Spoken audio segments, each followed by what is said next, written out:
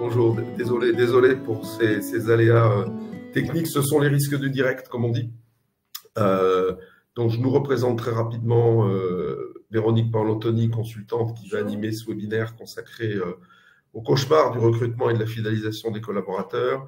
En ce qui me concerne, Vincent Guibert, fondateur d'ACDE Conseil, et je passe la parole à Claude Bacard, président d'ACDE et de FICOM, qui va vous faire une très rapide présentation de la société. Ensuite, on passera une bonne demi-heure sur le sujet du jour et on conclura par des questions-réponses.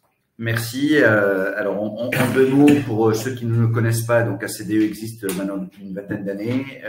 Elle a rejoint tout récemment le groupe FICOM tout en restant indépendante et gardant tout son ADN, ce qui lui permet aujourd'hui, tout en étant une entité de taille humaine, de rejoindre un groupe d'une cinquantaine de consultants et d'un chiffre d'affaires entre 4 et 5 millions d'euros. Nous contribuons aux transformations des TPE, des PME et des ETI, des grands groupes, des administrations et des organismes publics. Alors, notre ADN, en deux mots, c'est notre mission, c'est de faire réussir les projets de transformation de nos clients et d'en pérenniser les acquis grâce à des méthodes efficaces, vraiment développées au sein de la CDE, des logiciels performants autour donc, du collaboratif essentiellement, et des pratiques des management équitables qui sont vraiment, qui est vraiment l'atout et l'ADN et le cœur même et l'essence même de la CDE. Donc, tout ce long de ces 20 dernières années, donc nous avons l'occasion de former plus d'une 2500 managers, nous avons plus d'une centaine de clients, aussi bien de la petite TPE jusqu'au grand groupe. Et bien évidemment, la thématique que nous abordons aujourd'hui, les RH, c'est une thématique que nous avons eu l'occasion d'aborder de différents points de vue. Et aujourd'hui, nous allons le prendre grâce à Véronique, à qui je cède la parole, d'un angle intéressant aussi, qui j'espère vous apportera de la valeur. Merci Claude. Alors effectivement, nous allons débuter cette présentation avec des chiffres, puisque c'est important de voir précisément de quoi nous parlons. Donc ces chiffres, vous le savez bien, ce ne sont pas nos chiffres, ce sont des chiffres qui ont été analysés par des organismes spécialisés dans les ressources humaines et le management proches des entreprises. Donc 78% des recruteurs admettent que leur plus grand défi de l'année sera d'attirer les bons candidats plutôt qu'un grand nombre de candidatures. Donc déjà, dans ce premier constat, il y a quelque chose, moi, qui m'interpelle, c'est les bons candidats. Donc, c'est quoi finalement attirer les bons candidats? Ensuite, pour 52% de ces entreprises, le fait d'avoir un process de recrutement qui n'est pas optimal, eh bien, impacte négativement leur activité. Ça, c'est une évidence. Ensuite, une entreprise sur deux reconnaît un taux d'échec supérieur à 25% dans leur process de recrutement, c'est-à-dire qu'ils démarrent et puis finalement, ça n'aboutit pas. Et 20% déclarent avoir raté plus de 50% de leur recrutement. Donc déjà, les chiffres sont là et nous pouvons dire que c'est un véritable cauchemar pour les dirigeants, pour les RH, pour les directeurs et les managers. Donc, si on s'intéresse maintenant et à quelques points en préambule sur justement ce qui vient alimenter ce cauchemar. Alors, il y a plusieurs éléments, hein, je ne vais pas vous les apprendre, vous les connaissez aussi bien que moi. Le premier, pénurie de talents qualifiés. Bah oui, effectivement, dans de nombreux secteurs, il existe une forte concurrence pour attirer et recruter des candidats qualifiés. Un process de recrutement long et coûteux, en particulier pour tous les postes spécialisés ou de haute direction. Alors, cela peut être dû à des étapes multiples, hein, telles que la publication des offres d'emploi, la sélection de CV, les nombreux entretiens qui s'ajoutent et se surajoutent. Bref, une succession d'étapes, parfois très chronophages, qui fait que la durée du processus peut entraîner une perte de candidats qualifiés et augmenter les coûts liés au recrutement. Ensuite, une fuite des meilleurs talents. Ben oui, une fois les candidats recrutés, eh bien, les entreprises doivent faire face au défi de les retenir. On peut clairement dire que c'est une véritable guerre des talents qui est déclarée car de nombreux employés, et en particulier les plus qualifiés, ça on le constate, sont constamment sollicités par d'autres entreprises offrant de meilleures conditions ou des opportunités de croissance plus attractives. Diversité, inclusion, c'est un sujet fort important et un enjeu important pour les entreprises. Aujourd'hui, le recrutement de talents diversifiés, pour laquelle finalement la notion de complémentarité est importante et devrait être la seule enjeu, est devenu un objectif essentiel pour de nombreuses entreprises. Cependant, atteindre une véritable diversité et inclusion dans le processus de recrutement peut être difficile en raison de biais inconscients, de pratiques de recrutement trop traditionnelles avec des croyances limitantes auprès des recruteurs. Technologie et automatisation, alors qu'on peut dire que la technologie continue de progresser, il y a toujours des entreprises qui doivent s'adapter aux nouvelles plateformes et outils de recrutement. Cela peut être un véritable défi pour certaines organisations qui n'ont pas les ressources ou l'expertise nécessaires pour mettre en œuvre efficacement ces technologies et automatisation dans leur process de recrutement. Et cela, quand même, on constate quand on se déplace en clientèle que ça reste malgré tout à la marge aujourd'hui. Mais ça peut pour certaines être encore un souci. Autre point, moi, que je trouvais intéressant d'aborder avec vous, c'est cette notion d'intention sans attention. En effet, il est important de modifier le regard, c'est-à-dire l'attention que vous portez au candidat.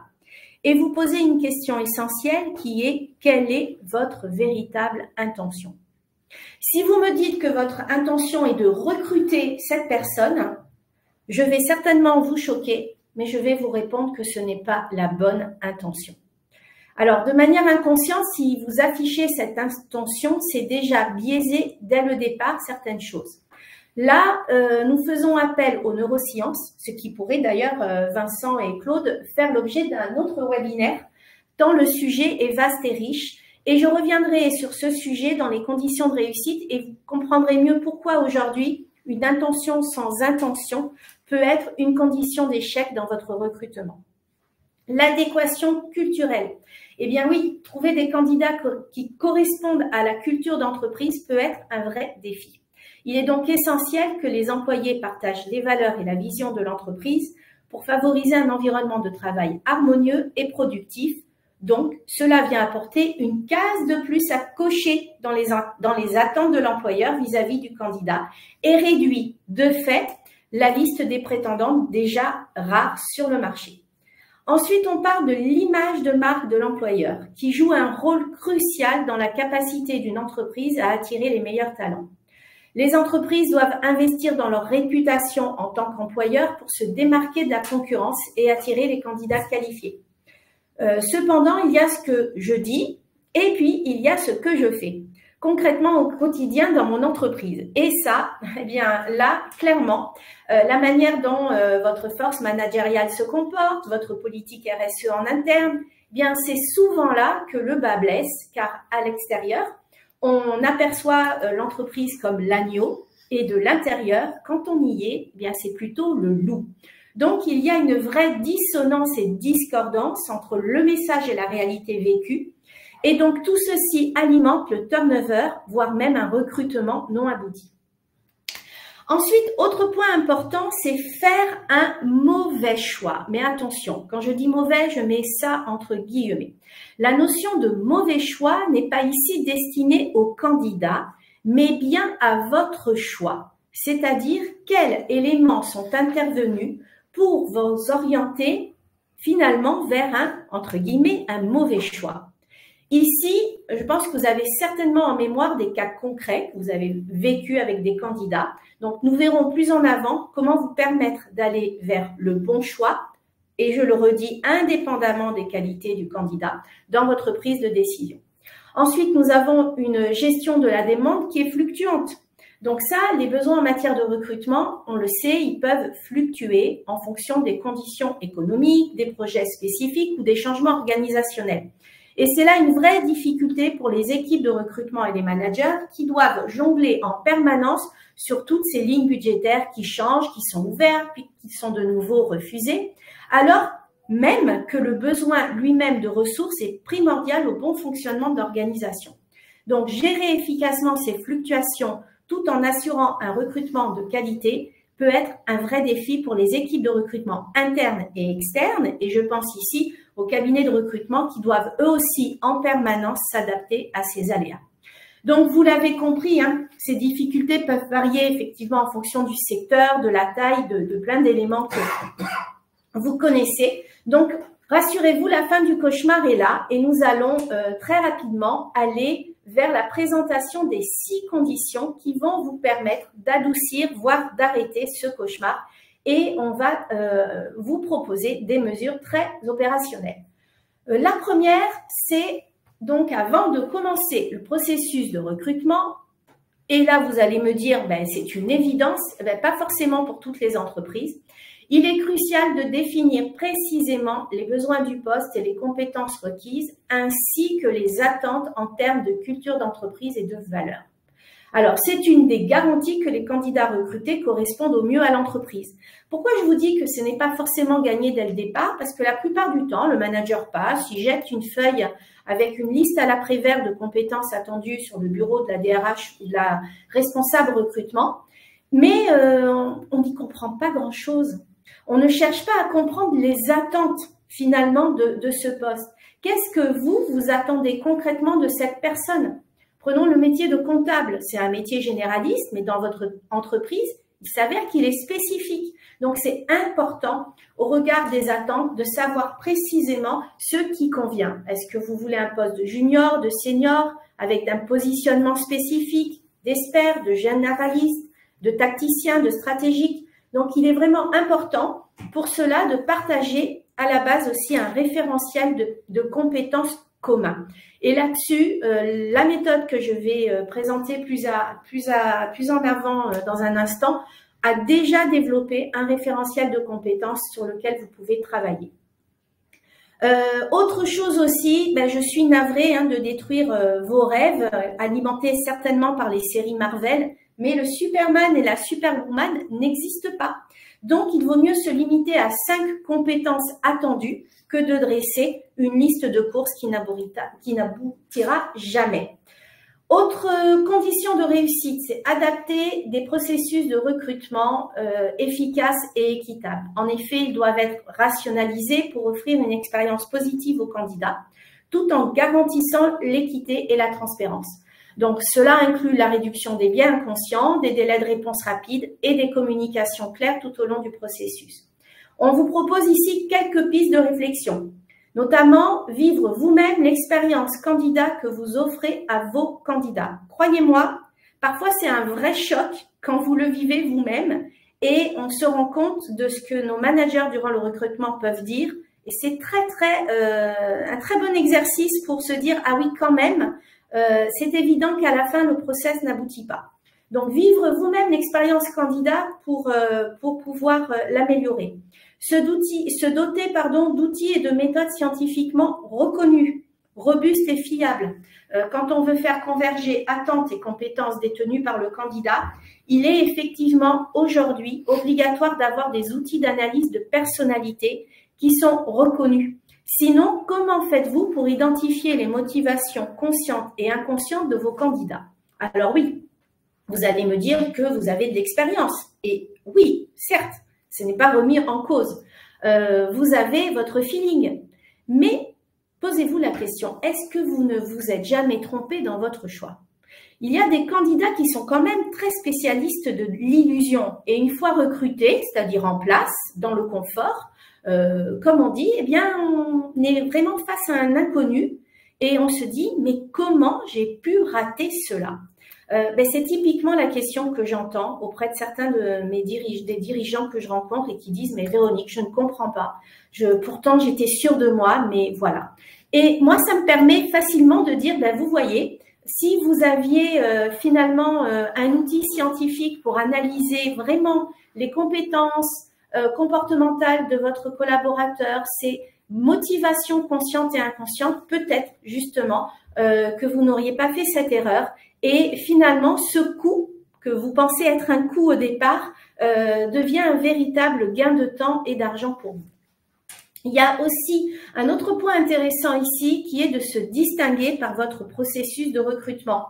Donc, c'est apporter un vent un petit peu nouveau dans le process de recrutement. Par exemple, le CV, la lettre de motivation. C'est un peu lourd aujourd'hui. On pourrait peut-être voir les choses un peu différemment et surtout arrêter de se focaliser quand vous avez un CV sur l'école attendue ou le diplôme attendu. C'est d'un autre temps. Focalisez-vous en entretien sur la personne, du style un peu sa vie, son œuvre. Intéressez-vous à elle, à ce qu'elle a fait et vous vous rendrez compte qu'elle n'a peut-être pas le diplôme attendu, mais elle va vraiment vous apporter beaucoup dans votre entreprise. Donc, il est intéressant de poser une attention particulière sur qui elle est, avec une intention qui n'est pas celle de la recruter, mais bien de lui faire vivre l'expérience collaborateur qu'elle sera amenée à vivre au quotidien au sein de votre entreprise. Ensuite, autre point intéressant, c'est mesurer et ajuster continuellement. Bien évidemment, il est important de surveiller les indicateurs de recrutement et de rétention. Alors, on les connaît, hein, c'est les taux de roulement, la satisfaction des employés, les performances organisationnelles, afin d'identifier les domaines à améliorer et d'apporter les ajustements nécessaires aux stratégies de recrutement et de fidélisation. Mettre à jour ces indicateurs, c'est essentiel. Des fois, j'arrive en entreprise et je suis face à des indicateurs, mais qui datent d'il y a 20 ans. Et je leur dis, mais ce n'est pas possible. Aujourd'hui, ça ne fait plus sens. Justement, vous devez disposer des bons indicateurs et aussi, faut-il savoir quels sont les bons indicateurs. Donc, si vous dites, oh, cette entreprise qui tourne bien, elle utilise tel indicateur, je vais suivre les mêmes. Alors là, ça ne sert à rien. Chaque entreprise est spécifique et doit avoir un vrai sens sur les indicateurs qu'elle utilise et surtout aussi pour celui qui les suit. Donc, c'est important de mettre à jour certains indicateurs et aussi de poser un regard différent autour de la zone éclairée. Parfois, un indicateur va vous donner une information et puis vous allez rester avec cette notion. Mais vous allez pas prendre le recul et la hauteur suffisante pour vous dire, mais finalement, qu'est-ce qu'elle me permet aussi d'aller voir dans mon process qui ne va pas. Je vais vous donner un exemple tout simple, hein, le micro-absentéisme. C'est des choses qu'on oublie. Mais qu'est-ce que c'est révélateur d'un climat social particulier, peut-être au sein d'une équipe ou d'une direction, et qui fera que peut-être demain, en termes de recrutement, vous allez devoir mettre plus de puissance sur cette direction-là. Donc, il faut toujours s'intéresser à ce qui n'est pas forcément sous le feu du projecteur, mais autour. Et autre point aussi important que j'ai déjà rencontré, c'est ne pas changer tous les 4 matins d'indicateur. Cela n'a aucun sens et n'apporte rien à votre analyse. D'ailleurs, Vincent, si je ne me trompe, sur ce sujet-là, avec Moka, vous avez une approche intéressante. Tu veux peut-être nous en parler? Oui, en 30 secondes. On a effectivement une palette d'outils, dont une modélisation du rôle du manager qui s'appelle Moka pour mener, organiser, communiquer, accompagner. Et je me faisais la réflexion en t'entendant Véronique parler à l'instant des attentes. Une des grandes difficultés qu'on rencontre, moi ça fait 20 ans que j'accompagne des équipes dirigeantes, c'est de faire en sorte qu'un manager exprime ce qu'il attend de ses collaborateurs. Alors vous imaginez, s'il a du mal à exprimer ce qu'il attend de ses collaborateurs actuels, il aura autant plus de mal à exprimer ce qu'il attend de ses managers ou de ses collaborateurs futurs. Et un des indicateurs qui se mettent en place, alors oui, parce que si vous demandez à un manager ce qu'il attend de ses collaborateurs, bon, parfois il va vous répondre, bah, j'attends qu'il remplisse ses objectifs. Mais lesquels? Voilà, on est bien avancé. On est bien avancé parce que on ne sait pas ce qu'il y a dans les objectifs, voilà. On ne sait pas comment il les a définis, contextualisés. Donc on existe beaucoup là-dessus. On appelle ça la définition des exigences. Et un des indicateurs, c'est vous croisez quelqu'un dans le couloir et vous lui demandez, mais à quoi tu sers? Et selon la nature de l'explication qu'il vous donne, c'est pas lui que vous allez juger, mais c'est son manager, savoir s'il a été bien briefé ou pas et s'il a bénéficié d'un faisceau d'exigences qui est en cohérence avec le projet d'entreprise d'une part, avec les délégations dont il dispose d'autre part, et puis avec les compétences qui sont les siennes. Voilà, un exemple parmi tant d'autres. On passe à la suite car le temps nous presse. Ah oui, je sais bien. Donc, intéressant aussi d'utiliser des canaux de recrutement variés. Donc là, je ne vous apprends rien. C'est vrai que pour atteindre un bassin de talents diversifié, il est essentiel d'utiliser une gamme de canaux de recrutement, y compris les sites d'emploi en ligne, les réseaux sociaux, les événements de recrutement, les recommandations d'employés qui sont vraiment intéressantes et les partenariats aussi que vous pouvez avoir avec des institutions éducatives. La cooptation est aussi une mesure qui marche bien. Ne pas négliger les salons étudiants et les salons d'experts parce que vraiment tous ces espaces sont des mines de candidats potentiels. Autre source, pensez à vos talents en interne. Encouragez selon les cas la mobilité interne plutôt qu'un recrutement sur un certain poste. Alors là, je m'explique. En effet, parfois, c'est plus facile de faire évoluer un collaborateur sur un poste que l'on souhaite ouvrir à l'extérieur que de faire un recrutement en dur. Parce que, en plus, cela va permettre parfois de faire des économies sur un poste ouvert à l'extérieur. Il faut savoir que celui que vous ouvrez à l'extérieur, il s'aligne sur le marché du moment. Alors que si vous le comblez par une mobilité interne, eh bien, ça va suivre une autre courbe de rémunération. Alors, quand je dis ça, on va dire, mais oui, mais là, Véronique, tu déshabilles Jacques pour habiller Paul. Ben oui, c'est sûr. Donc, il va bien falloir rhabiller Paul, enfin, en tout cas, rhabiller Jacques. Là, c'est intéressant parce que parfois, on se rend compte que le poste visé à l'origine est moins facile à obtenir de l'extérieur, qu'on arrive mieux à le pourvoir en interne et que finalement, le recrutement du collaborateur qui évolue sur le poste qu'il laisse ouvert va être plus facilité par un recrutement à l'externe. Donc, pensez vraiment à la mobilité interne, sachant que c'est aussi un vrai outil de fidélisation et d'engagement. Ensuite, nous avons la thématique sur investir dans le développement professionnel et les opportunités de croissance. Alors là, c'est quelque chose qui me tient vraiment à cœur. Oui, parce que les employés, ils sont plus susceptibles de rester fidèles à une entreprise qui investit dans leur développement professionnel et offre des opportunités de croissance. Alors, cela peut inclure la formation continue, les programmes de mentorat, les possibilités d'avancement et la reconnaissance des performances. En effet, il est reconnu que booster l'employabilité des collaborateurs ne doit pas être vu comme une main tendue vers la sortie, mais bien plus comme une capacité à nourrir les besoins de développement des compétences du collaborateur qui viennent eux-mêmes nourrir l'engagement et la fidélisation de ces mêmes collaborateurs.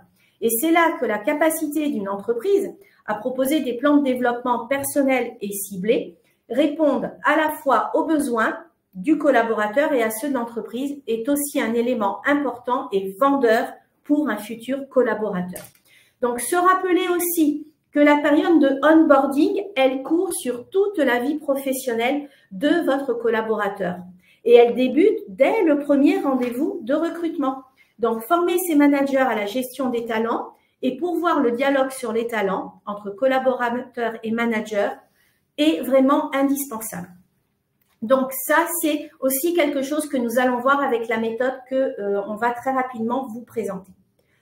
Autre condition, investir dans l'image de marque de l'employeur. Donc une image de marque forte en tant qu'employeur attire, nous le savons, les meilleurs talents et renforce la fidélisation des employés existants. Donc les entreprises, elles doivent communiquer de manière transparente sur leur culture, sur leurs valeurs, leurs avantages et leurs opportunités de croissance pour attirer et retenir les candidats. Et pour savoir si votre marque employeur, elle parle aux candidats, vous n'avez qu'à oser faire auditer celle-ci. D'ailleurs, Vincent, il existe un diagnostic au sein de la CDE qui permet de faire un audit sur... On a une pratique d'audit de la marque employeur qui aboutit à certaines recommandations. Et puis, on insiste aussi beaucoup dans nos formations pour que les managers soient capables de porter le projet d'entreprise et porter, si je puis dire, le morceau de business dont ils ont la charge. C'est ça. Pour être eux-mêmes les ambassadeurs de la stratégie et surtout des priorités de l'entreprise. C'est ça qui aide à la focalisation, à la gestion des exigences aussi, dont on parlait tout à l'heure. Exactement. Donc, vous voyez, ces 6 conditions, finalement, vous les connaissez. Déjà, on ne vous apprend pas grand-chose, mais malgré tout, on se rend compte que dans les entreprises, elles ne sont pas forcément suivies ou elles n'ont pas la place qui devrait être la leur en termes de développement. Donc, si l'on fait un résumé aujourd'hui des conditions de réussite, nous voyons que finalement, toutes se rejoignent sur le cœur du sujet, qui est le leadership du talent. Le leadership du talent, c'est un concept qui est déposé justement par la méthode dont je vais vous parler, qui est la méthode TMA, dont je suis la référente en France, et dans le cadre de mon partenariat avec ACDE, nous travaillons ensemble auprès de nos clients sur parfois le déploiement aussi de cette méthode. Donc sur la partie recrutement, c'est savoir concrètement identifier les besoins et les attentes sur le poste en s'appuyant, je vous en ai déjà parlé, sur un référentiel de compétences communs partagés et compris par tous. Ça, c'est indispensable. Sélectionner les candidats à partir d'informations robustes et fiables permettant de connaître les motivations, les talents et les compétences facilitantes des collaborateurs, base sur laquelle nous nous appuyons pour faire le bon choix sans oublier d'analyser leur aptitude au regard de la culture de l'entreprise. C'est faire aussi un matching minutieux entre le poste et le candidat et donc avoir ainsi la possibilité de définir les attendus et prioriser le niveau d'attente sur chacune des compétences pour identifier les zones sur lesquelles il pourrait aussi demain faire l'objet de mentoring ou de points de vigilance. C'est disposer d'un outil digital facile d'utilisation qui est reconnu au niveau scientifique international et qui s'adapte au SIRH déjà en place au sein de l'entreprise pour une optimisation de vos processus RH. Sur la partie fidélisation, le leadership des talents, c'est accompagner l'évolution des collaborateurs par des plans de développement adaptés et ainsi pouvoir plus facilement proposer un suivi qui répond aux attentes et permet de prioriser la performance en respectant l'individu. C'est aussi ouvrir un dialogue sur les talents pour aller en confiance et en conscience vers une performance individuelle et collective. Alors tout cela vous paraît peut-être difficile à avoir réuni en même temps et dans un même process RH. Cependant, la bonne nouvelle, c'est que nous avons l'accompagnement et la solution pour cela. Donc, je vais vous présenter rapidement la méthode TMA et son modèle d'alignement sur lequel repose la stratégie de la méthode, mais aussi sa politique de recrutement et de fidélisation optimale. Donc ici, effectivement, l'approche du leadership du talent de l'entreprise s'appuie sur ce qu'on appelle au sein de TMA le modèle d'alignement. Donc, vous voyez qu'il y a deux approches intéressantes avec la méthode TMA. D'un côté, il y a l'organisation, c'est-à-dire de quoi j'ai besoin. Donc, c'est toute la partie gouvernance et stratégie de l'entreprise qui va définir des objectifs avec des rôles bien précis. Et donc, nous sommes à ce niveau-là sur ce qu'on appelle la gestion des compétences. Et ensuite, en dessous, nous avons l'humain. Les hommes et les femmes qui constituent cette entreprise, qui ont des besoins conscients, inconscients, qui sont talentueux. Et donc là, nous sommes sur ce que nous appelons la gestion des talents. Et on se rend compte que entre les deux, c'est-à-dire entre le comportement souhaité par la gouvernance et le comportement préférentiel de vos collaborateurs, il y a une clé d'alignement. Et cette clé d'alignement, c'est le fameux comportement. Et c'est bien là-dessus que la méthode TMA intervient et permet d'identifier de manière fine et précise quel est l'écart entre le comportement souhaité et le comportement préférentiel. Donc, plus l'alignement est bon entre les personnes, leur travail et leur organisation, plus les effets sont positifs et cela contribue à un leadership positif et durable et de fait à une capacité à recruter et à fidéliser les bonnes personnes. Donc, trois éléments importants. Le leadership du talent, il est effectivement en chacun de nous. Mais d'abord, c'est peut-être d'être en capacité à savoir répondre à cette question. Être soi-même conscient de son propre leadership du talent, ça veut dire quoi? Déjà, c'est se connaître. Je dirais même mieux que ça, c'est bien se connaître. Et si on vous demande de préciser vos motivations et les talents qui sont les vôtres, est-ce que vous sauriez répondre précisément à cette question? Déjà ça, premier point. Donc, si c'est déjà difficile de répondre pour vous à cette question, comment alors pourriez-vous l'identifier chez un candidat qui est un parfait inconnu pour vous? Donc, pourquoi effectivement parler de leadership du talent? Eh bien, ça nécessite, selon l'approche méthode TMA, de connaître ses motivations. Car à partir d'une motivation, nous comprenons comment notre performance personnelle fonctionne, et donc celle du futur candidat. Nous comprenons pourquoi dans certaines situations, nous sommes au top et dans d'autres plutôt en dessous. Donc, où se situe notre leadership personnel? Et toute cette information-là, eh bien, avec la méthode TMA, on est en capacité à l'avoir sur les candidats qui sont shortlistés, ce qui permet vraiment d'affiner le recrutement et de s'assurer qu'on fait un bon choix. Alors, quand on parle de performance individuelle, c'est vrai qu'il est intéressant de pousser un peu plus loin la réflexion et d'aller regarder ce qui se passe du côté des compétences comportementales. Vous savez, ces fameuses compétences que l'on va aussi avoir dans la fiche de poste pour s'assurer qu'on est bien en accord avec les attentes. Donc, les compétences, elles reposent finalement sur votre potentiel de développement, c'est-à-dire les compétences comportementales sur lesquelles vous appuyez pour prendre de l'énergie et donc pour être sur votre bon niveau de leadership. Et là aussi, est-ce que, plus simplement, connaissez-vous votre jauge personnelle de performance, c'est-à-dire là où vous rayonnez naturellement, là où vous êtes un leader? Pas facile de répondre. Alors, imaginez ce que ça peut être de l'identifier chez un candidat sans avoir à côté l'outil, la méthode qui vous permet d'avoir l'information. Donc, vous voyez que tout ceci est déjà pour soi-même un vrai défi. Alors, comment le déceler chez un candidat? Bien, avec la méthode TMA, effectivement, nous sommes en capacité à le démontrer. Alors, la personne réalise effectivement une analyse, un questionnaire qui prend entre 20-30 minutes et nous arrivons avec la méthode TMA à identifier autour de 6 dimensions, 22 moteurs bien spécifiques, desquels nous allons déduire des talents.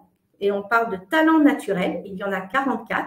Et donc, on peut vous montrer à quoi ressemble le résultat. On parle de l'ADN des talents. Donc, on voit précisément où la personne est talentueuse et où sont ses besoins élevés ou ses besoins forts sur tel et tel moteur, c'est-à-dire sur telle et telle motivation. Donc, déjà là, en tant que manager, nous savons aussi où agir pour l'engager, le fidéliser en fonction de ses besoins élevés sur tel et tel moteur. Et la puissance de la TMA, c'est qu'effectivement, une fois qu'elle a l'information sur les motivations et les talents, elle est en capacité à identifier de manière très fine le potentiel de performance et de développement de l'individu sur 53 compétences comportementales, et c'est ce qui s'affiche à votre écran, où nous avons effectivement l'information d'un côté sur votre gauche, très talentueux, on peut dire ici que la personne, lorsqu'elle active ses compétences comportementales, va prendre de l'énergie parce que ça lui est facile. Ce sont des compétences facilitantes pour elle. Par contre, lorsqu'elle active les compétences qui sont du côté droit du tableau, eh bien, on ne dit pas qu'elle ne sait pas faire ou qu'elle n'est pas capable de les développer. On dit que ça va lui coûter beaucoup plus d'énergie. Et pour un recruteur, c'est une information intéressante parce que nous avons notre fiche de poste, nous savons sur quelles compétences facilitantes elle sera attendue au quotidien. Et si on voit déjà qu'il y en a une ou deux qui se situent du côté qui lui coûte de l'énergie, ça va nous permettre à nous, en tant que manager, de pouvoir aussi lui proposer un plan de développement spécifique, personnel. On peut dire qu'on pourra aussi savoir sur quel accompagnement la mettre, c'est-à-dire auprès d'un mentor qui pourra lui permettre de développer plus facilement cette compétence et d'être plus à son aise. Et donc, autre point important aussi avec la méthode TMA, et là j'en reviens avec cette notion de recruter avec l'attention qui valide l'intention, c'est que nous avons aussi un matching de postes. Nous allons créer de manière très très fine un profil de compétences où on identifie quel niveau est attendu, général, expert, tactique, stratégique. On définit sur telle compétence si elle est nécessaire ou très importante, et on a une finesse aussi là-dedans qu'on peut paramétrer. Et nous avons ensuite le matching de la personne qui apparaît. Et ce qui est intéressant ici, c'est de se dire, mais finalement, quand on discute avec elle, avec notre futur collaborateur, et qu'on ouvre un véritable dialogue sur ses talents, c'est de se dire, ok, je vois ici qu'il y a une légère faiblesse où tu perds de l'énergie, où ça te coûte de l'énergie d'être dans la notion de leadership de groupe. Bien, c'est essayer de comprendre pourquoi. Et en comprenant pourquoi, on se dit, mais tiens, finalement, ce qu'elle me dit, pas, c'est quelque chose que je vais facilement pouvoir contourner dans le cadre du poste sur lequel je souhaite la recruter. Et donc, c'est là où je dis qu'il est important vraiment de recruter avec une certaine attention vos collaborateurs. Et autre chose aussi qu'on a vu, c'est de faire de l'opportunité une autre manière de recruter. Imaginez que cette personne, effectivement, vous vous rendez compte qu'elle n'a pas forcément le matching complet que vous souhaitiez qu'elle ait sur le poste pour lequel vous la rencontrez. Et quand vous faites tourner son profil au sein de votre propre banque de données de postes ouverts dans votre entreprise, ben vous vous rendez compte que par contre, eh bien, elle répond beaucoup plus facilement sur d'autres postes ouverts. Eh bien là, ne passez pas à côté de l'opportunité de lui proposer. Vous avez déjà passé du temps à la recevoir, vous avez déjà investi pour faire des annonces. Bien, faites votre retour sur investissement. Qu'est-ce que ça vous coûte que d'oser lui dire, mais finalement, on vous verrait bien dans notre entreprise, mais sur tel poste. Donc, tentez et vous verrez que vous aurez des réponses positives. Vraiment, j'en suis persuadée. Autre point intéressant, c'est effectivement de pouvoir, bon, une fois qu'on a recruté, comme on le disait avec Vincent, ce qui compte, c'est de pouvoir engager l'individu dans le collectif et donc le retenir. Et pour ça, la méthode TMA dispose également d'un vrai bijou qui s'appelle la matrice de performance TMA, qui est un outil d'appréciation du développement des compétences à partir soit d'une évaluation dite ouverte, c'est-à-dire que vous allez vous-même la paramétrer dans le système en fonction de questions spécifiques, soit à partir du feedback 360, qui est aussi d'une finesse incroyable et que j'aurai plaisir à vous présenter lors d'un autre événement si cela vous intéresse. Donc, ça vous permet à partir de là d'avoir des éléments d'information qui très rapidement, au moment, au bout de, on va dire, peut-être 4 mois, 6 mois d'intervention de votre nouveau collaborateur, vous allez voir comment être en capacité à mieux l'accompagner et de fait à l'engager et le fidéliser. Donc, vous l'avez compris, la méthode TMA partage un point important, c'est vraiment son credo qui est les personnes mettent en valeur leur leadership du talent lorsque leurs tâches sont en adéquation avec leur moteur profond, leur talent, leurs capacités cognitives et leurs compétences. Donc, vous comprenez en quoi cette méthode et cette approche que moi j'utilise depuis maintenant 2016 quand même, est particulièrement intéressante pour optimiser vos recrutements et fidéliser vos collaborateurs. En effet, passer donc du talent à la performance avec la méthode TMA, eh bien c'est faire travailler les personnes sur la base de leur moteur et leur talent et ainsi augmenter de façon importante les chances de réussite de votre onboarding. C'est aussi se focaliser sur ce que les personnes ont à offrir et à en faire un bon usage. C'est maintenir un climat de confiance entre managers et collaborateurs sur les attendus au regard des compétences détenues. C'est aussi activer les collaborateurs à partir de leur vrai potentiel et donc c'est faciliter la mise en action et nourrir ce que nous appelons le sentiment d'efficacité personnelle qui est effectivement essentiel à la fidélisation. Et c'est aussi examiner les compétences que nous pouvons facilement développer à partir d'une motivation consciente ou inconsciente et pouvoir la partager avec la personne et optimiser aussi les process avec les attendus de l'entreprise. C'est donc optimiser le niveau de performance professionnelle en accord avec les besoins partagés. Voilà, Vincent, je crois que toi, tu veux effectivement rajouter peut-être des points par rapport à ce qu'on a vu. Merci Véronique, on va se donner quelques minutes pour conclure. Conscient que nous sommes du retard qu'on a pris au début, on en est encore désolé. Juste un mot, on a choisi finalement de travailler avec la méthode TMA. Moi, j'ai regardé, j'ai été confronté en quelques dizaines d'années à beaucoup d'outils de ce type, Enneagram, Belbin, Insight, MBTI, j'en oublie sûrement. Tous sont séduisants au premier abord, mais un peu réducteurs. Il y en a 2 qui émergent, c'est la ProcessCom et ces 6 modèles, et TMA qui est encore plus sophistiqué, parce qu'il permet on l'a dit, de gérer finalement le risque lié à un recrutement. Hein, c'est ce qu'évoquait Véronique à l'instant. Hein, c'est comment on se prémunit du risque. Des situations typiques auxquelles on a été confronté, c'est bon, ben, les gens, c'est normal, demandent une promotion. Il y avait d'ailleurs une question tout à l'heure sur la mobilité. Une promotion. Alors, vous avez un commercial qui est un excellent commercial, vous en faites un directeur commercial. Qu'est-ce qui se passe? Et ça, je l'ai vu. Vous perdez un bon commercial, vous gagnez un mauvais manager.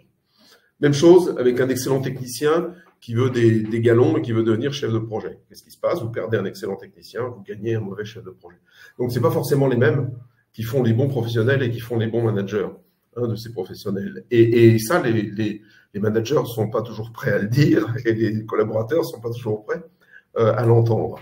Donc, si on objectivise comme ça, hein, la relation même de la promotion, du recrutement interne, avec des outils de ce type, on allège, on réduit d'autant et on se donne les outils pour gérer le risque. Et c'est ce que disait Véronique à l'instant. Ben, finalement, on peut peut-être en conclure qu'il vaut mieux proposer une autre voie, hein, à la personne qui demande une promotion.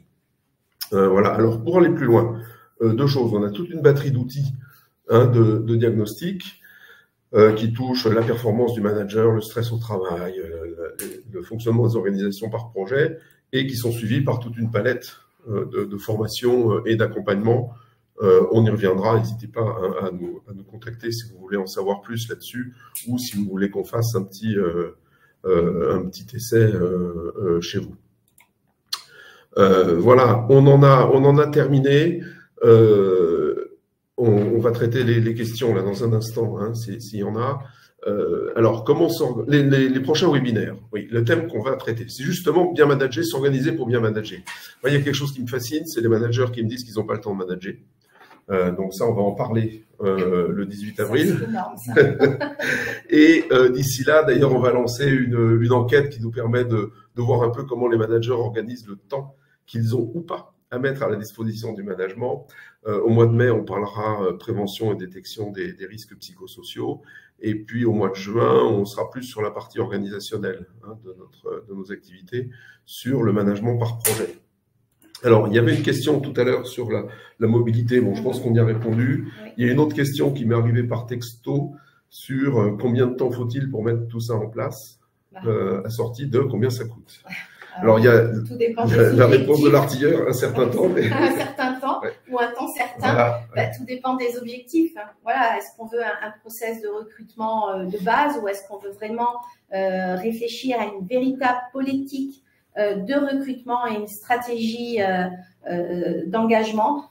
Ben voilà, tout dépend les objectifs visés. Alors, c'est sûr, hein, c'est pas le prix, 150 € en ligne d'un test comme ça. Non, il y a tout un travail, il y a toute une analyse, il y a un audit et après il y a un déploiement. Et bien évidemment, une fois que c'est installé, voilà, ça donne de tels résultats en termes de finesse sur le recrutement que les personnes, elles sont là et ce sont les bonnes personnes.